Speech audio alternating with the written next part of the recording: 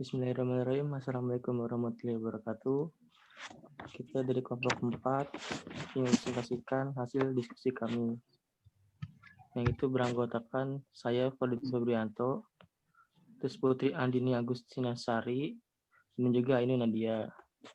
Untuk pokok pembahasannya kita ada 3. Yang pertama itu adalah definisi dari AMDAL sendiri.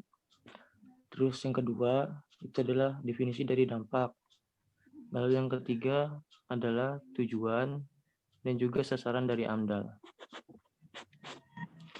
Baik, kita masuk yang pertama, yaitu definisi dari AMDAL.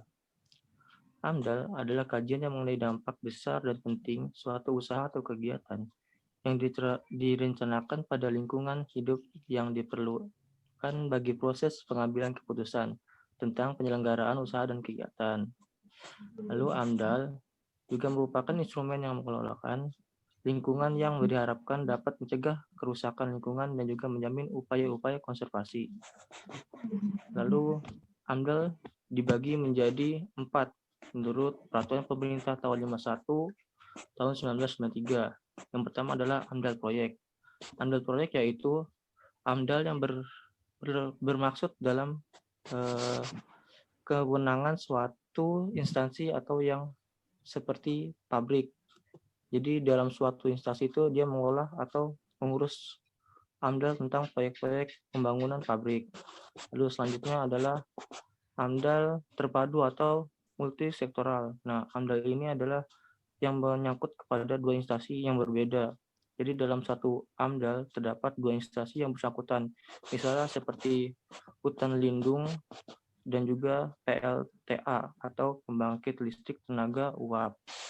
Lalu lanjut lagi ada AMDAL yang berkaitan dengan kawasan.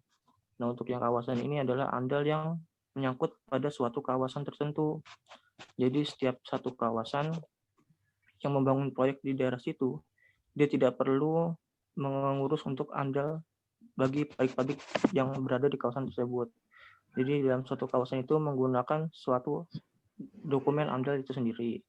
Lalu yang terakhir itu adalah AMDAL regional. Nah, AMDAL regional ini adalah tata ruang. Jadi AMDAL ini dia membangun atau mengelola soal tata ruang, di mana proyek pembangunan atau pabrik berada, terus ada perkantoran di mana di AMDAL itu berada, ada juga taman-taman atau hutan kota. Ya, selanjutnya definisi dampak.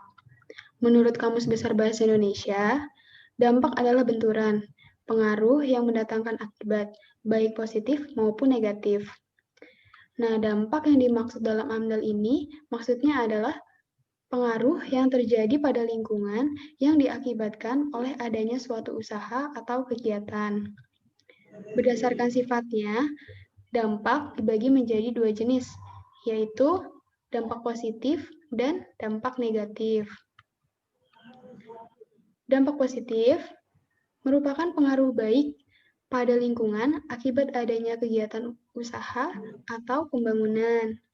Nah, misalnya dengan adanya kegiatan usaha atau pembangunan itu membuat kualitas hidup bagi makhluk hidup di sekitar lingkungan tersebut tetap baik, jadi nggak terganggu.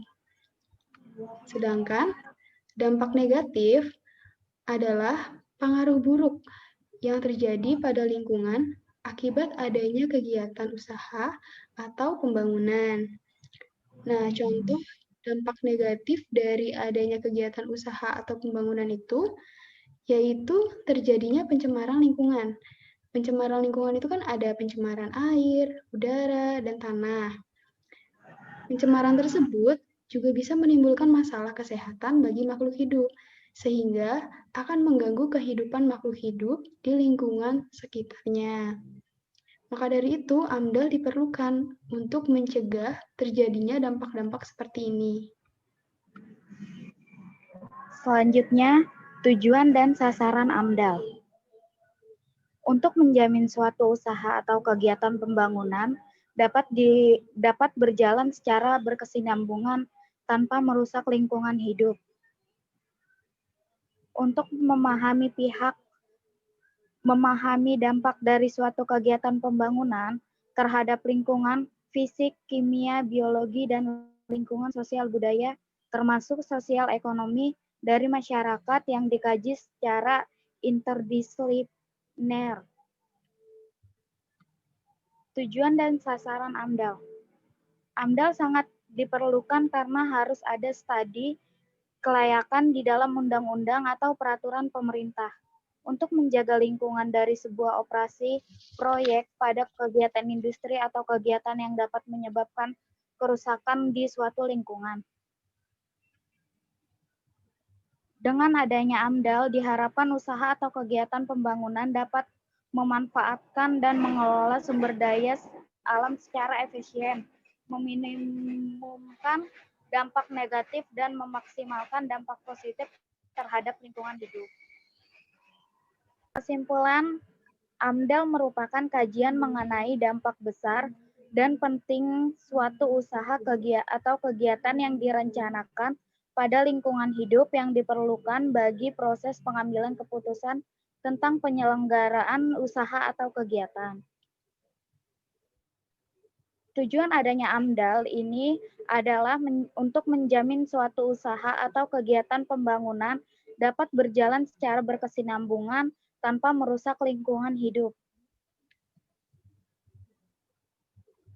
Oke, sekian presentasi dari kami. Terima kasih. Jika ada yang ingin ditanyakan, silahkan ke grup chat WhatsApp ya. Kurang lebihnya mohon maaf. Wassalamualaikum warahmatullahi wabarakatuh.